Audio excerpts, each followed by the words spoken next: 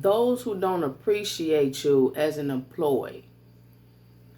What I mean is, once you become employed and you're working and you're giving all your best, you're to the point where you're even willing to go out your way personally and help out the company. Now, being this enthused employee sets off an awesome, stare. It makes other people feel some type of way, especially when you're doing it from your heart. Now, think about it. These people, before you're hired, they ask you all these questions about what you are capable of bringing to the company. When you tell them you're willing to bring all you can, you're willing to do the best that you can. Now, with all that, they hire you, and you do just that. When these people tend to see that you're bringing all you can, plus, they never had no employee that done that.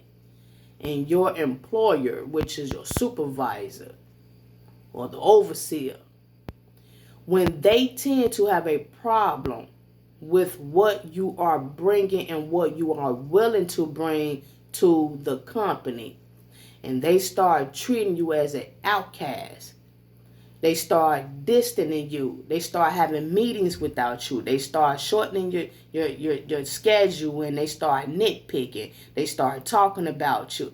That's because they are jealous. Meaning that since God has sent you there, the spirit that's in you is starting to overflow in front of them. Meaning that they are demons. I want you all to understand this. 1 John chapter 4, read the whole chapter.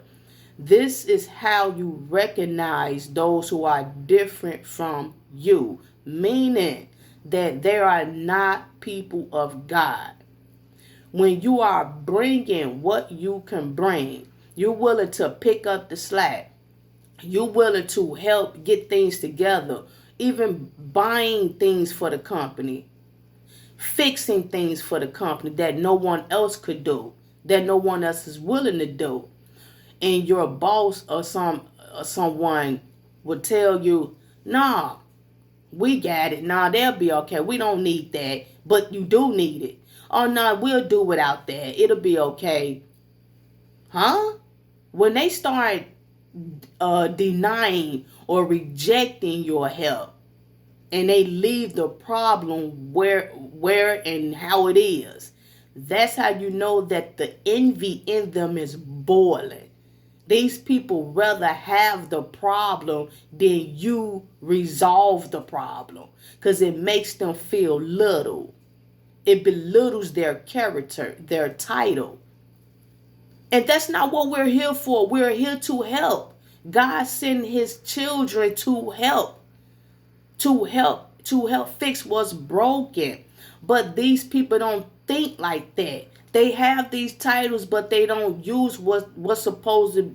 They don't use their title for what it's supposed to be used for. They get in these positions and they get personal, and they are allowed to use their personal feelings towards the employees. Why? Because this is a satanic world. Those who think like people of the world, those who agree to the shenanigan things that people of the world do, they are not of God. They are not of the kingdom. The kingdom is God's new world to come. That's the world tomorrow. We are part of the world tomorrow, God's kingdom. So we are here in their world doing things that need to be done. We're basically giving them a foretaste of what's to come and how things is going to be in the kingdom, which is righteousness, goodness, sharing, happiness. We're doing the right thing by trying to fix things and help people. And they don't want it because they rather block it due to their envy, their personal feelings about what we could do for them. The company is asking, what can people bring? When we bring it, they get jealous. Nah, well, I got somebody else to do that. I got somebody else who could bring that. I got somebody else who could fix that. Go to this person for help. What? These are dodos. I'm not waiting on them to help me when I can help everybody. We're the solution. Why would I hold back what I can bring to wait on a dodo who don't know nothing? Why? Because they want us to feed their ego. Waiting around for Peter to rob Paul to fix things around there. That's what you want us to do. They want us to wait around on continuously disappointment from other dodos. Wait on this person to get this taken care of. No, because this person is not right either. This person is not right. I'm not feeling that. No, we're going to force you to get things done. We're going to bring it out of you. I'm not waiting around for somebody else to do nothing when I know that I can help force the situation to become where it needs to be. See, when we withhold that because of what some other dodo leadership is talking about, then God is going to be disappointed because he has embedded a gift in us to carry out. Whether they want it or not, you bring that gift out. Whatever is embedded in you, you bring it out. Now, if they keep denying it, then don't worry about it. That's the reason why for so long God will eventually remove us, because the blessing that's in us from God is being wasted. God not finna have that. He not finna have his blessings wasted. These are awesome. Oh my gosh, these are sovereign blessings that they don't want because of their personal vendetta against us. They despise us at this point. And so the company is going to get half taken care of because of them. And guess what else? They don't want to be the blame of it. They want us to sit around and wait on Peter after he robbed Paul to help fix things around there. And then when the feds or when things come around and the word get whiffed that Sammy and Peter robbed Paul to fix the company up, then the company gonna get shut down. But wait a minute, KK, Stephen, Delilah, they was all willing to naturally help. Why you turn them down? Oh, well, I don't know. They was gonna probably rob and do, making up all type of dumb excuses to not receive the glory, to not receive the blessing. Now, at the same time, you hired. Why? You're hired because God want you there. They're not, oh, we found you to be this beautiful person. Come on, you can come on in. We found you to be the uplift employee of the company. No, you're there because of God. I went back and told y'all about the other guy, the manager at White Castle, who didn't want to hire me. He didn't want to hire me, but I got hired anyway. I got hired anyway because I kept being ambitious to get hired. So I basically forced him to hire me. Now, I didn't tell him to force me. I did the things that he was hoping that I didn't accomplish. And I knew that because of discernment. I knew that he didn't want me to come back when he kept giving me the runarounds during the interview. I knew that. And I already knew I didn't want it. But I want to let him know that you're not going to turn me away. I'm not a quitter. I'm not a quitter. Now, I eventually left because I was at that point forced out. I was forced out, and that's when, like, later on, I got the whiff that he had passed away. But the reason why I was forced out, because it wasn't for me. It wasn't, and that was a test to let me know you're gonna quit, right? You're not gonna come back. See, when I was driving, when he kept giving me the runarounds during the interview, it was something in my spirit was telling me, don't quit, go back. Keep going over to the bank, keep going over here, get what you need, keep doing, and go back. He don't want you to come back. He wants you to stop right there. So that's why I did that. I already knew I didn't want it, but I knew I had to show him up with the opposite of what he was expecting me to do. I'm not a quitter. When I got hired, he's feeling some type of way like, man, this girl is strong, and that's why I don't want her here. She gonna show me up, and I'm the boss. I'm the store manager. See, when people put you through tests like that and they deny you, they deny your gifts, they deny your blessings, that's personal. That's not professional. That's personal. See what I'm saying? 1 John 4:4 on out. It tells you about that. That's how you discern that they're your enemy. They're your enemy. If you could bring it and they say that they don't want your blessing, but yet you are part of the team, you're not really part of the team. You are there by God Almighty as a vessel to help the team that don't want the help, to help the team that need the help. They can go look for it. They can claim they found it, but they don't have it. They don't have it. You ever been with a group at a job where they keep hiring people, but yet the people they hire keep quitting? The people that they hire, they keep saying that they got it. Yeah, we got new people. We got this. Yeah, they going to help the company. And then next thing you know, less than 30 days, they are no longer there, because these are people who they're personally picking, and they personally hoping that they can show me out or show you out, chosen ones. You see what I'm saying? They are picking people from their own perspective, people of the world, people that's not of the glory. Because let me tell you something, they're not picking people like me and you who are of God. They're not doing that. We are a rare. We're not just a flock popping up at jobs. Somebody said, can we all come in and work? We are a rare.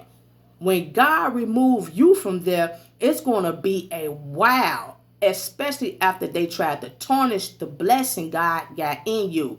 When they tried to despise you. When they kept taking advantage of you. Disrespecting you. Looking over you. Ignoring you. Trying to belittle you. To bring up their ego. When they do that and God removed you, since they was ungrateful because of what God tried to do for the company, it's going to be a long time before God set his precious jewelry back in there. It's going to be a long time. So what God is going to do is let them suffer and let them think about it. Some people don't even want to think about it. Some people will give up. They'll resign because they know they messed up and they ain't going to be able to deal with the stress that's going to come behind their decision. See what I'm saying, people? But yet, Peter, Paul, Felicia, and all them who they was depending on, they going to become a whole problem, and they're going to quit or either help destroy it, and it's going to backfire on the supervisor. You see what I'm saying? And all we're going to do is go somewhere else and be a big blessing for another company. That's what I'm saying, people. So when you are hired, before I click off, just know this. When you are hired and you're thinking everything is going to go well for you because what's embedded in you, what's deep down in God trying to get it out of us. When we're trying to do that and they start changing on us, you be like, wait a minute, I'm trying to bring it. What's the problem? I think I'm this. I think I'm that. What are you talking about? They ignore you every time you try to talk. They cut your conversation off. They turn in their head. They don't want to hear nothing you got to say. You ain't nothing. They do that to make you feel little. But you already know what they doing. See, discernment is real. Having discernment could be real scary because you know things before it even happened. That's why we don't waste our time anymore talking to certain people. Because at this point, the people who we rather not talk to because of our discernment let us know that they're cowards and they don't want to hear the truth. What happens is when we're constantly trying to talk to them, they put us in a situation to make us feel that we need to explain ourselves to them. That's what they do.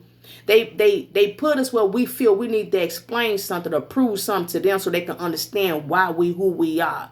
And they belittle that. They try to tarnish that whole thing, and make us feel like little. They try to make us feel the way they feel when they know we can bring it. So it's just best to just keep silent, do what you got to do. Even when they come at you, don't be fooled now. When they come at you and ask for your advice, they don't want your advice. They do it to try to make you feel some type of way when they cut your advice. They may ask you, what do you think about this? Now, these are supervisors. These are not regular employees. We're talking about supervisors who does this. They may come to you and ask you, what's your opinion about this and that and the other? And then when you try to give it, they say, well, nah, well, what you ask for my opinion for? Why you keep asking for my opinion just to keep shooting it down? You see what I'm saying? They know that I have a great opinion about that. They know that I can have a great idea about it, but they purposely do what they do to try to shoot me down to make me feel little. You see what I'm saying, people? That's what they do. Sometimes they'll try to compare you with another dodo idea. Well, what do you think about it? Well, Timmy over here came with an idea, and I think it was a great idea. Well, why you asking me then? If you feel that after going to Timmy, his idea was great, then why are you asking me just to shoot down my opinion? See, that's immaturity, childlike mentality of supervisors that does that. They do that because they know deep down inside you got it, but they envy you so much that they don't want it. They would rather use a 3-year-old idea than use your awesome true ideas. They would rather have this whole company crumble. Huh? They would rather see it fall and step back and say it wasn't my fault than accept your idea to elevate the company. Why? Because you would get the glory and they would be in the background looking stupid. So just be humble and just do not take it personal. 1 John 4:4 lets us know. Now read that all the way out though. Read that all the way out to like maybe verse 9. It lets you know that the identity of who we are dealing with. Do not get employed. Do not get hired thinking that you are going to become family with these people. You are not there to become part of the company. You are there to help the company. That's all. Shalom.